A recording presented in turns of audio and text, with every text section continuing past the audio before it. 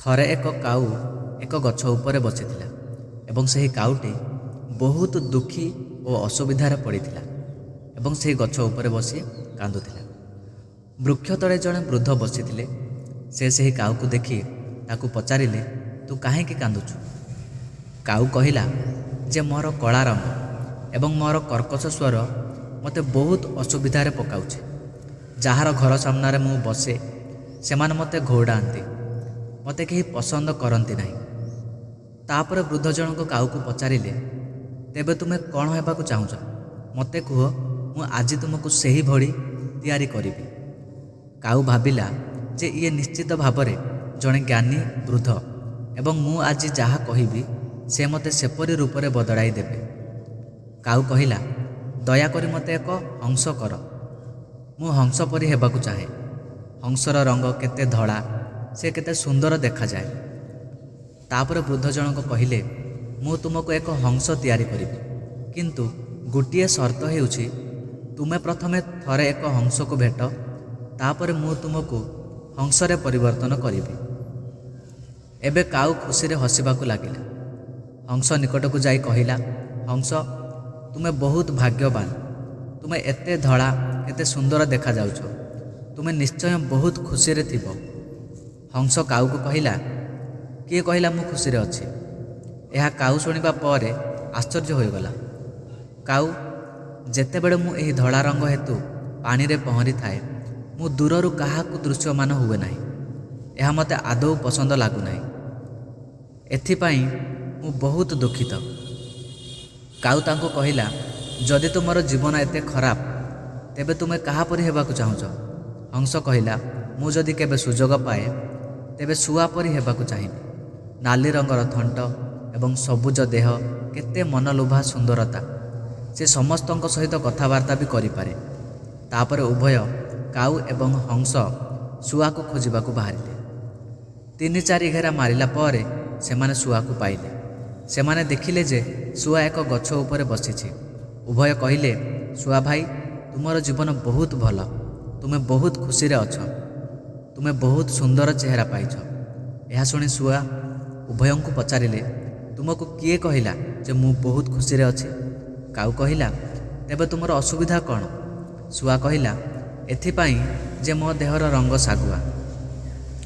ଗଛର ସବୁଜ ରଙ୍ଗ ଭିତରେ ମୁଁ ବି ମିଶିଯାଏ। ଯେମିତି ତୁମେ ଏବେ ମୋତେ ଖୋଜିବା ପାଇଁ 3-4 ଘେରା ମାରିଲ। ବର୍ତ୍ତମାନ କାଉ ତାକୁ କହିଲା, ତେବେ ତୁମେ କାହାପରି ହେବାକୁ ଚାହୁଁଛ? ଶୁଆ କହିଲା ଯେ ଯଦି ମୋତେ ଏକ ସୁଯୋଗ ମିଳେ ତେବେ ମୁଁ ମୟୂର ପରି ହେବାକୁ ଚାହେଁ। ମୟୂରର ରଙ୍ଗ ମଧ୍ୟ ବହୁତ ସୁନ୍ଦର ଅଟେ। କେତେ ମନଲୋଭା ରଙ୍ଗ ବେରଙ୍ଗ ତା ଦେହ, ଯାହା ଲୋକଙ୍କ ମନ ଜିଣିନିଏ। ବର୍ତ୍ତମାନ ଏହି 3 ଜଣ ମୟୂର ନିକଟରେ ପହଞ୍ଚିଲେ। ମୟୂର 3 ଜଣଙ୍କୁ ଦେଖି ପଚାରିଲେ, ଭାଇମାନେ କ'ଣ ହେଲା? 3 ଜଣ ପଚାରିଲେ, ମୟୂର ଭାଇ, ତମେ କେତେ ସୁଖୀ ଜୀବନ ବିତାଉଛ। ତୁମେ କେତେ ମନଲୋଭା ଦେହ ପାଇଛ। ଯେତେବେଳେ ତୁମେ ବର୍ଷାରେ ନାଚୁଥାଅ ସବୁ ଲୋକ ତୁମକୁ ଦେଖିବାକୁ ଆସନ୍ତି ଆଉ ତୁମକୁ ଦେଖି କେତେ ପ୍ରଶଂସା ଆଉ ଖୁସି ହୁଅନ୍ତି। ତୁମକୁ ଦେଖିବା ପାଇଁ ତୁମର ଜୀବନ ବହୁତ ଭଲ। ମୟୂର ସେହି 3 ଜଣଙ୍କୁ ପଚାରିଲା, କିଏ ତୁମକୁ କହିଲା ଯେ ମୁଁ ମୋ ଜୀବନରେ ଖୁସି? ବର୍ତ୍ତମାନ କାଉ ପୁଣି ମୟୂରକୁ ପଚାରିଲା ଯେ ତୁମେ ମଧ୍ୟ ନିଜ ଜୀବନରେ ଖୁସି ନୁହଁ। ବର୍ତ୍ତମାନ ତୁମର ଅସୁବିଧା କ'ଣ? ତାପରେ ମୟୂର କହିଲା, ଧୀରେ ଧୀରେ ଆସୁଥିବା ଏକ ଶବ୍ଦକୁ ଭଲ ଭାବେ ଶୁଣ। କାଉ କହିଲା, ଏହା କାହାର ସ୍ୱର? ମୟୂର କହିଲା, ଏହା ଶିକାରୀଙ୍କ ଶବ୍ଦ। ଆମକୁ ସବୁବେଳେ ଶିକାରୀଙ୍କ ଠାରୁ ଦୂରେଇ ରହିବାକୁ ପଡ଼େ। ଯଦି ଜଣେ ଶିକାରୀ ଆମକୁ ଧରିଦେଲା ତେବେ ସେ ଆମର ପରକୁ ବାହାର କରିଦିଏ।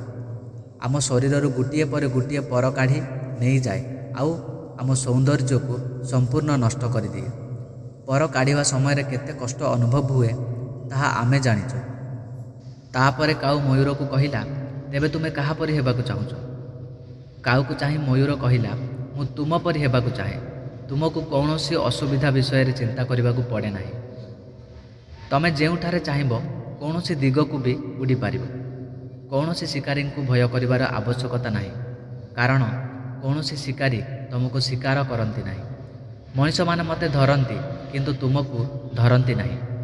ତମେ ନିଜ ଇଚ୍ଛାରେ ବଞ୍ଚିପାରିବ। ତୁମେ ନିଜ ଇଚ୍ଛାର ଗୁରୁ। ମୁଁ ଏହି ପ୍ରକାର ଜୀବନ ବଞ୍ଚିବାକୁ ଚାହେଁ। ଏହା ଶୁଣି କାଉ ଆଶ୍ଚର୍ଯ୍ୟ ହୋଇଗଲା ଏବଂ କାଉ ପୁଣି ଯାଇ ବୃଦ୍ଧଙ୍କ ପାଖରେ ପହଞ୍ଚିଲା। ବୃଦ୍ଧ ପଚାରିଲେ, ମୁଁ ତୁମକୁ ଏକ ହଂସରେ ପରିଣତ କରିବି କି?